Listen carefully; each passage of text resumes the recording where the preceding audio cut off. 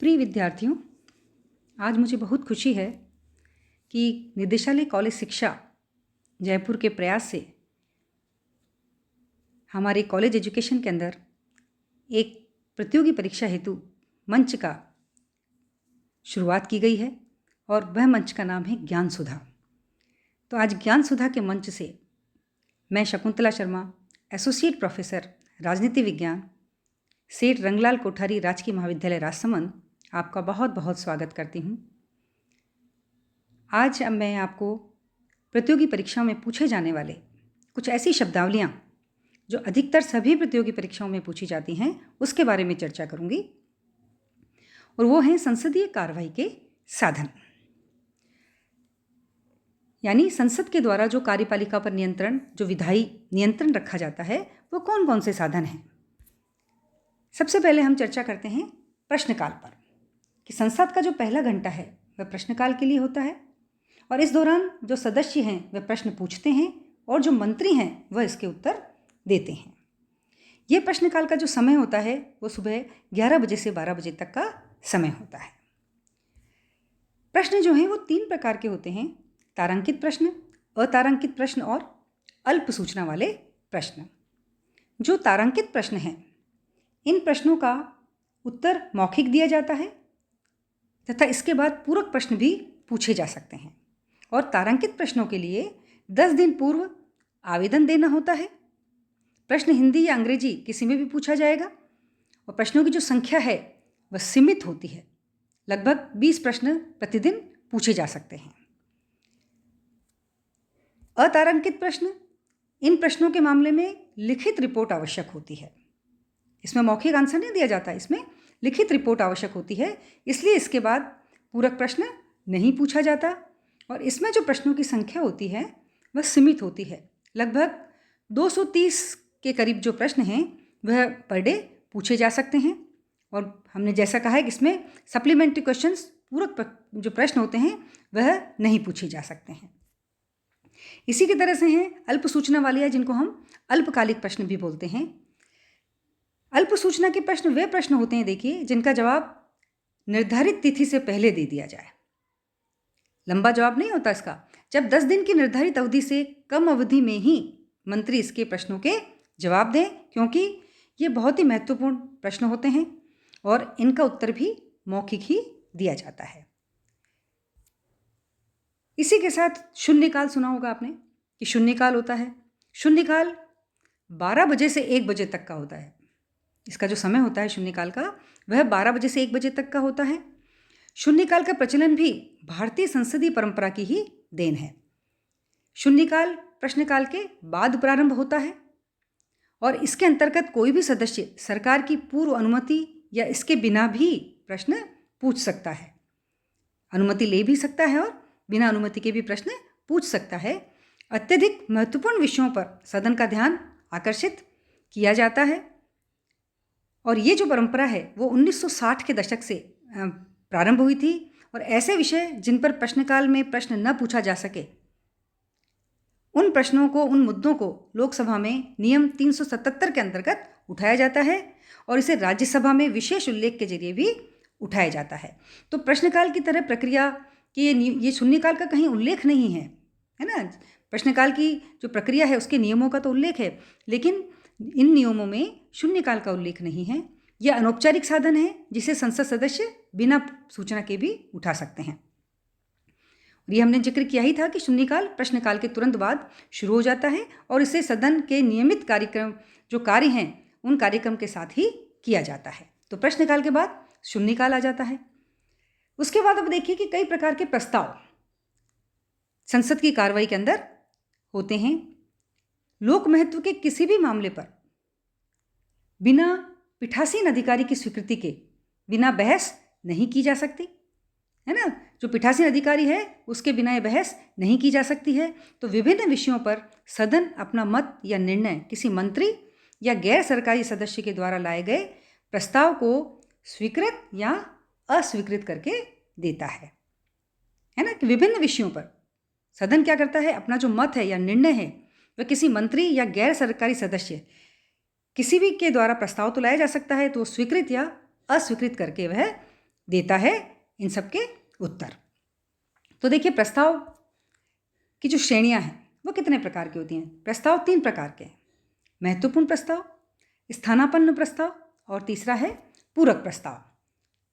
जो महत्वपूर्ण प्रस्ताव हैं ये एक स्वयं वर्णित स्वतंत्र प्रस्ताव है, जिसके अंदर क्या होता है कि महत्वपूर्ण मामले जैसे राष्ट्रपति के खिलाफ महाभियोग लगाना है, मुख्य निर्वाचन आयुक्त को हटाना है, ऐसे इंपॉर्टेंट जो प्रस्ताव होते हैं वह शामिल होते हैं।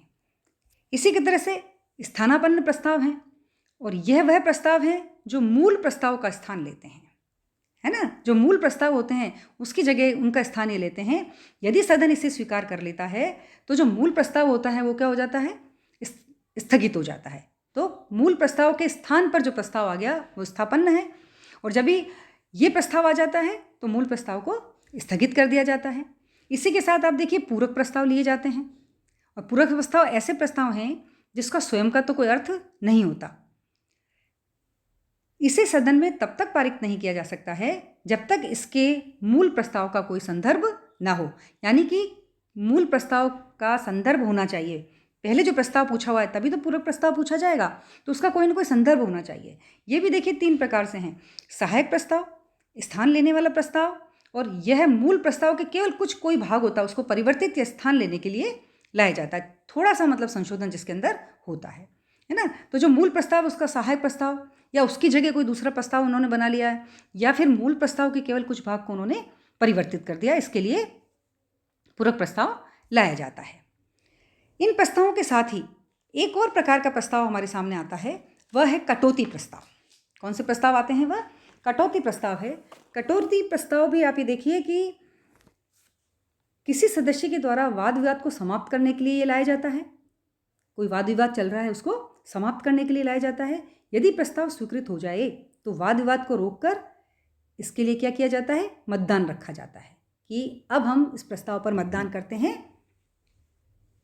ये जो प्रस्ताव हैं यह भी 4 प्रकार के हैं। देखिए, तो आपको कटौती प्रस्ताव समझ में आया होगा कि किसी भी सदस्य के द्वारा जो वाद विवाद है उसको समाप्त करने के लिए कटौती प्रस्ताव लाया गया। यदि प्रस्ताव स्वीकृत हो गया तो फिर वाद विवाद को रोक दिया जाता है और उस पर मतदान किया जाता है। ये 4 प्रकार का कौन सा है? देखिए, साधारण कटौती। तो साधारण कटौती हम किसे कहते हैं कि जिसे किसी सदस्य की ओर से रखा जाता है कि इस मामले पर चर्चा हो चुकी है, अब इसे मतदान के लिए रखा जाए। तो ये तो साधारण कटौती वाली बात हो गई। दूसरी घटकों की कटौती। तो इसमें क्या किया जाता है कि किसी प्रस्ताव का चर्चा से पहले विधेयक या लंबे संकल्पों का एक समूह बना लिया जाता है। जो विधेयक होते हैं ना पहले के, उसका एक समूह बना लिया जाता है। तो वाद विवाद में इस भाग पर, तो उसमें एक ही जो कोई घटक है उस भाग पर पूर्ण रूप से चर्चा की जाती है, और संपूर्ण भाग को फिर क्या किया जाता है, मतदान के लिए रख दिया जाता है ना। कि वाद विवाद में केवल इस भाग पर पूर्ण रूप से चर्चा की जाती है जो आवश्यक है। तीसरा है कंगारू कटौती, कि इस प्रकार के प्रस्ताव में केवल महत्वपूर्ण खंडों पर ही मतदान होगा, है ना, बहस होगी और मतदान होगा। कंगारू के अंदर, घटकों के अंदर तो किसी एक विशेष घटक को ले लिया उन्होंने, और कंगारू के अंदर क्या है कि संपूर्ण खंडों पर ही बहस होती है, मतदान होता है, और शेष खंडों को क्या किया जाता है, छोड़ दिया जाता है और उनको अपने आप ही पारित मान लिया जाता है। मतलब पूरे प्रस्ताव पे किसी प्रकार की कोई बहस नहीं हो रही है, कोई मतदान नहीं हो रहा है, उनको तो पारित ही मान लिया जाता है। जिस पर किसी प्रकार का कोई विवाद है उसी पर बहस होती है। चौथा है गिलोटिन प्रस्ताव, कि जब किसी विधेयक या संकल्प के किसी भाग पर चर्चा नहीं हो पाती तो उस पर क्या करते हैं, मतदान से पहले चर्चा कराने के लिए ऐसा प्रस्ताव रखा जाता है। कि गिलोटिन प्रस्ताव रखा जाता है कि इस पर मतदान न हो, मतदान करने से पहले इस पर चर्चा होना आवश्यक है। तो इस प्रकार आप देखिए कि वाद विवाद को समाप्त करने के लिए कटौती प्रस्ताव 4 प्रकार से रखा जाता है। इसी के साथ आप देखिए कि विशेषाधिकार प्रस्ताव है। विशेषाधिकार प्रस्ताव क्या होता है कि विशेषाधिकार जो प्रस्ताव है यह किसी मंत्री द्वारा संसदीय विशेषाधिकारों के उल्लंघन से संबंधित है।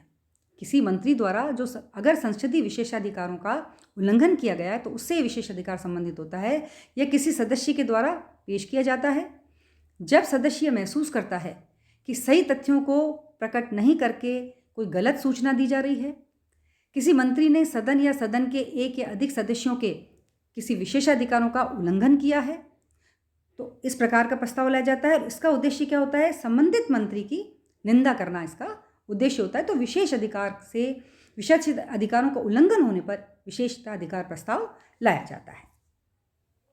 इसी के साथ ही ध्यान आकर्षण प्रस्ताव, ये संसदीय प्रक्रियाओं को भारतीय संसद की देन है।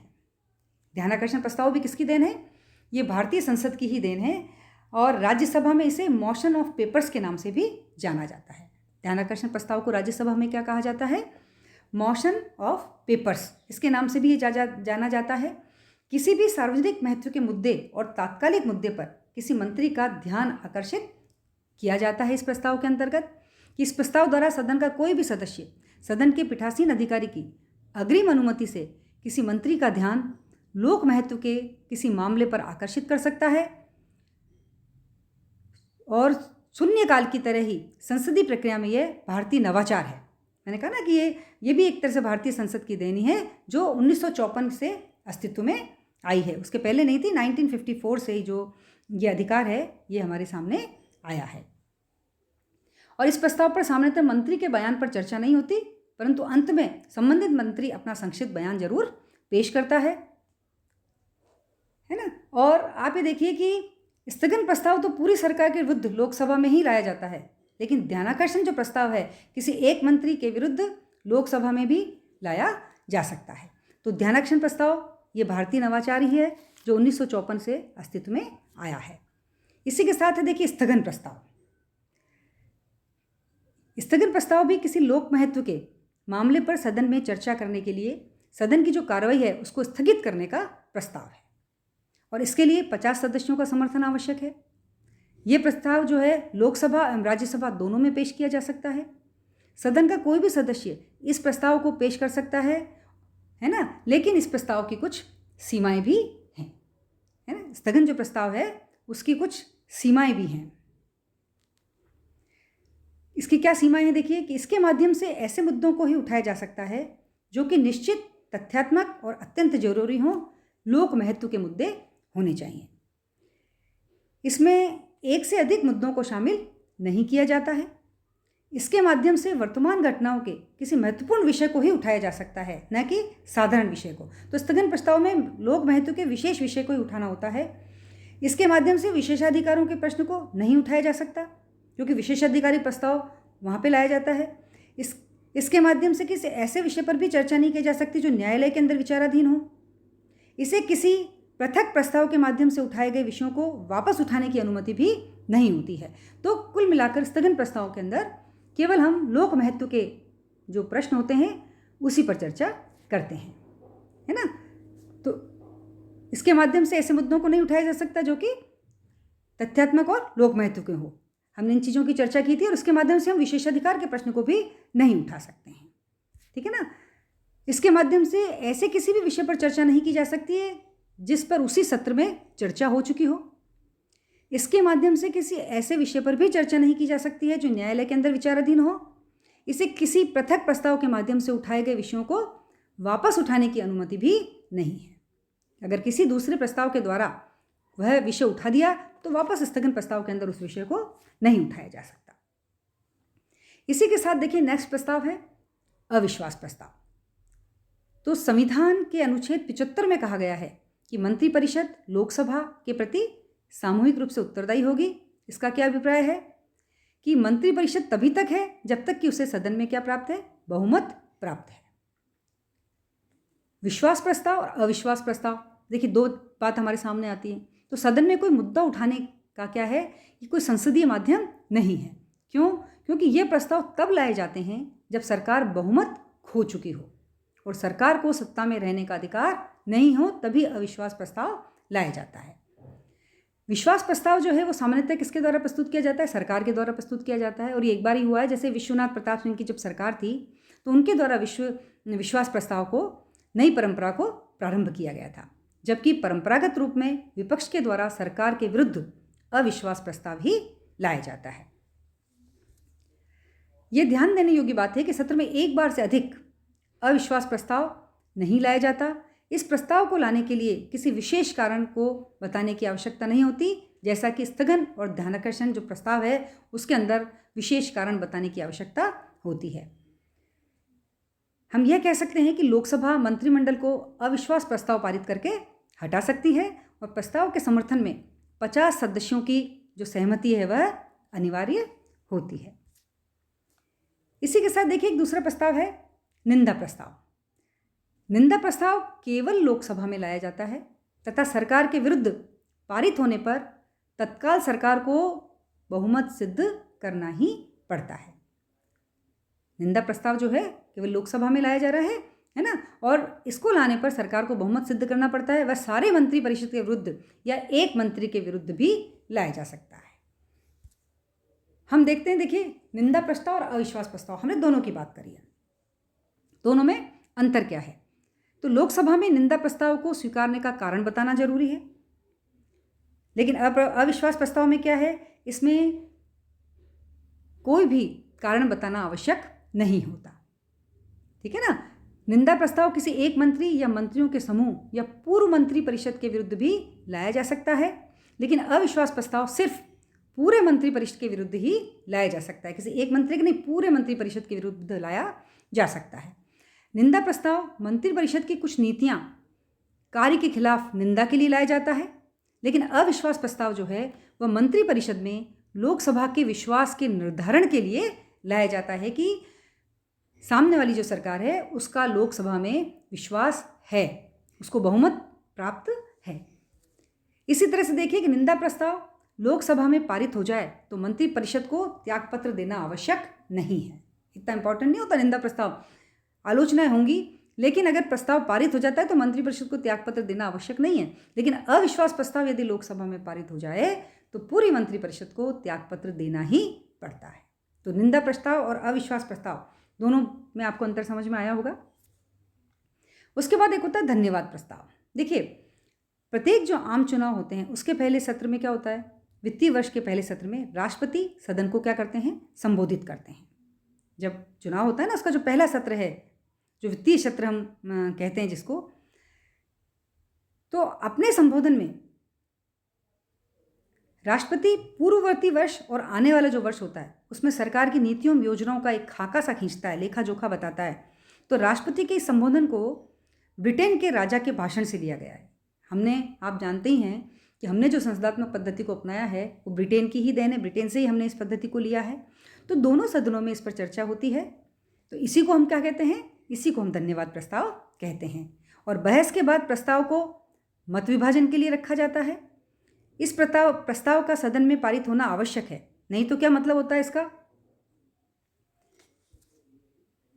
इसका मतलब होता है अगर ये धन्यवाद प्रस्ताव पारित नहीं हुआ तो इसका मतलब ये कि सरकार का पराजित होना। तो राष्ट्रपति का यह प्रारंभिक भाषण सदस्यों को चर्चा तथा वाद विवाद के मुद्दे उठाने, उसकी त्रुटियां, उनकी कमियां बताना सरकार की, और प्रशासन की आलोचना करने का अवसर देता है। किसमें, धन्यवाद प्रस्ताव में। अगला प्रस्ताव देखिए, वो है दिवस, जैसे हमने कहा अनियत दिवस। अनियत दिवस जो है वह एक ऐसा प्रस्ताव होता है जिसमें अध्यक्ष चर्चा के लिए बिना तिथि के इस दिवस को निर्धारित कर देते हैं। अध्यक्ष जो हैं किसी चर्चा के बिना ही जितने भी प्रस्ताव हमने देखा वो निर्धारित होते हैं, उनके लिए लिखना पड़ता है, बताना पड़ता है।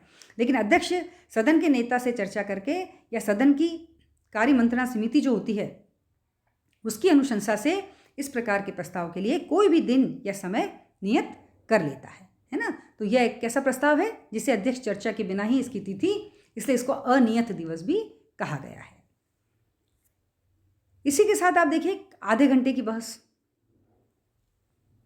आधे घंटे की जो बहस है इसका प्रावधान लोकसभा के नियम 55 के अंतर्गत वर्णित है, और आधे घंटे की चर्चा में उन मुद्दों को उठाया जाता है जो सार्वजनिक महत्व के हों, जिन पर सांसदों में तारांकित या अतारांकित प्रश्न के जरिए पूछा हो, परंतु उस विषय पर और अधिक स्पष्टीकरण की आवश्यकता है तो फिर आधे घंटे की बहस की जाती है। इसके लिए 3 दिन पूर्व नोटिस देना आवश्यक होता है। तो इसके लिए सदन में कोई औपचारिक प्रस्ताव या मतदान नहीं होता, और बहस के लिए सप्ताह में 3 दिन इसके लिए निर्धारित वो कर सकता है ना। तो लेकिन नोटिस भी इसका 3 दिन पूर्व देना होता है। इसी के साथ है औचित्य का प्रश्न। अभी औचित्य का प्रश्न क्या है, देखिए जब सदन संचालन के सामान्य नियमों का पालन नहीं करता तो एक सदस्य औचित्य प्रश्न के माध्यम से सदन का ध्यान आकर्षित कर सकता है।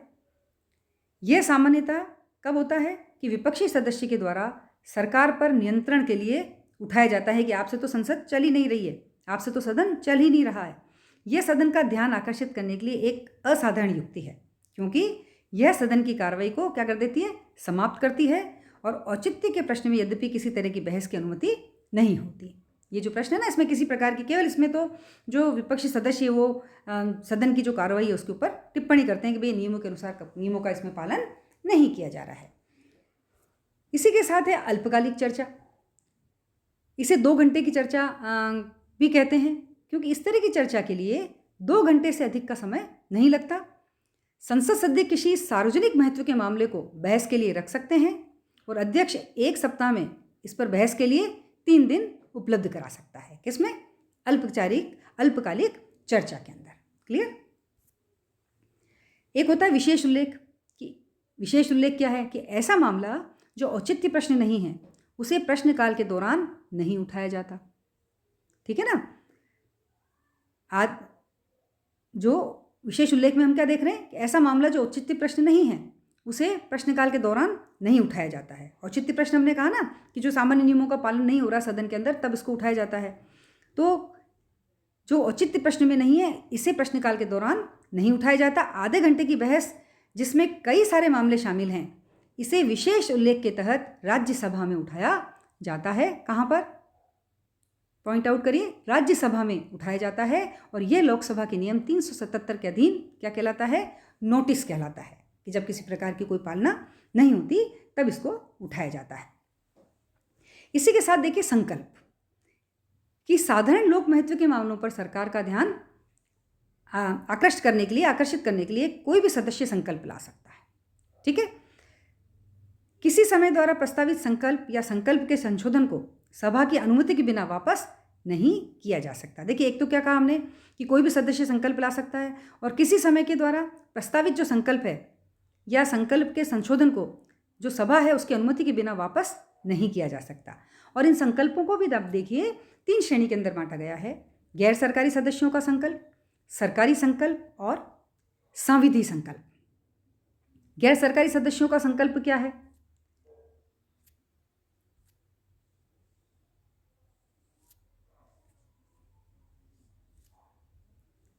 गैर सरकारी सदस्यों का जो संकल्प है वह संकल्प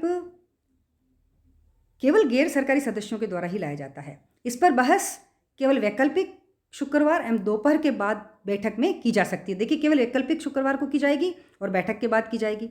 दूसरा है सरकारी संकल्प। तो यह संकल्प मंत्री द्वारा लाया जा सकता है और इसे किसी भी दिन सोमवार से गुरुवार तक। गैर सरकारी सदस्यों का संकल्प शुक्रवार और सरकारी संकल्प सोमवार से गुरुवार तक किसी भी दिन लाया जा सकता है, मंत्री जी के द्वारा लाया जा सकता है। और तीसरा है सांविधिक संकल्प। इसे या तो गैर सरकारी सदस्य के द्वारा या मंत्री किसी के भी द्वारा लाया जा सकता है, लेकिन इसे ऐसा इसलिए कहा जाता है क्योंकि इसे संविधान के उपबंध अधिनियम के अंदर ही लाया जा सकता है। सांविधि कानून के अंदर ही, संविधान के अंतर्गत ही इसको लाया जा सकता है। तो संकल्प प्रस्तावों से के जो संदर्भ हैं वो अलग अलग होते हैं। सभी संकल्प महत्वपूर्ण प्रस्तावों की श्रेणी में आते हैं। इसका क्या मतलब हुआ कि प्रत्येक संकल्प एक विशिष्ट प्रकार का प्रस्ताव होता है। यह अनिवार्य नहीं है कि सभी प्रस्ताव महत्वपूर्ण हो। इसके अतिरिक्त यह भी अनिवार्य नहीं है कि सभी प्रस्तावों की सभा की स्वीकृति के लिए रखा जाए, लेकिन यह भी एक जो संसदीय प्रक्रिया है उसका हिस्सा है। तो आज हमने संसदीय कार्रवाई के साधनों का उल्लेख किया। मैं आशा करती हूँ कि यह आपके लिए बहुत ही प्रतियोगी परीक्षाओं के लिए बहुत ही उपयोगी साबित होंगे। मैं अगले वीडियो में आपके लिए और भी महत्वपूर्ण इससे संबंधित प्रश्नों को लेकर उपस्थित होंगी। बहुत बहुत धन्यवाद।